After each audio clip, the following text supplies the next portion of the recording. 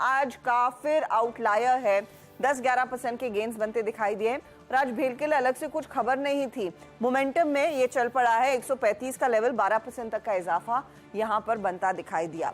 दूसरी तरफ रेलवे कंपनियां, रेलटेल जैसा स्टॉक देखिए, पिछले हफ्ते में हमने देखा है ऑर्डर फ्लोज के लिहाज से थोड़ी थोड़ी खबरें आ रही थी। इनफैक्ट मैनेजमेंट कमेंट्री एक अखबार में बहुत मजबूत थी और रेलटेल आज एक स्ट्रॉन्गर फुटिंग पर 14% तक के गेंस दिखाकर गया। इनफैक्ट इन पीएसयू कंपनियों में ही हमने देखा है काफी ज्यादा इंटरेस्ट। अब देखिए एनटीपीसी, अब देखिए पावर ग्रिड जैसे काउंटर्स, ओएनजी जैसे काउंटर्स वो फोरफ्रंट पर रहे हैं, उनमें तेजी बनती दिखाई दी है।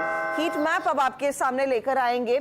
आज का क्लोज किन काउंटर्स के तहत मजबूत हुआ है और कितने दिनों बाद इस तरह की हरियाली स्क्रीन पर देखने को मिली है। एनटीपीसी, ओएनजीसी जैसे काउंटर्स तेजी में।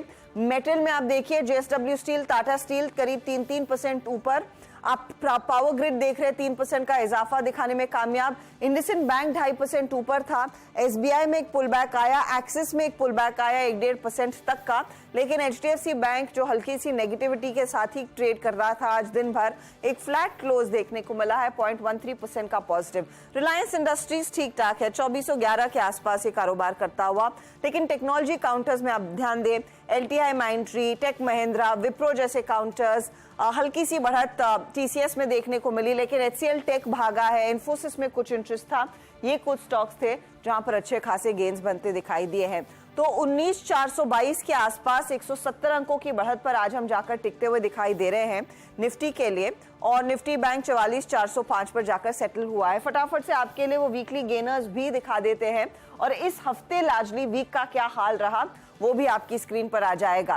पहले गेनर्स में टाटा स्टील 8% ऊपर, मारुति में 8% के गेंस, एनटीपीसी, हिंडाल्को में 5-6% तक के गेंस बनते दिखाई दिए।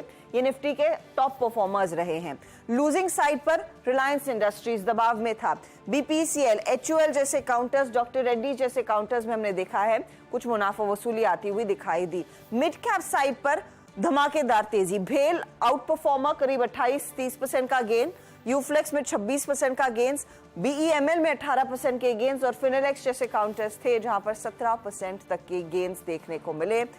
लूजिंग एंड पर Torrent pharma, Jain irrigation, Poonawalla finance और इंडियन बैंक जैसे काउंटर्स थे जहां पर दबाव बनता दिखाई दिया। तो ये इनफैक्ट ओवरऑल मिड कैप्स का हाल। अगर आपके पास वो निफ्टी या फिर इंडाइसेस वाला डेटा है वो भी दिखा दीजिएगा। लेकिन सीधा सौदा का अपडेट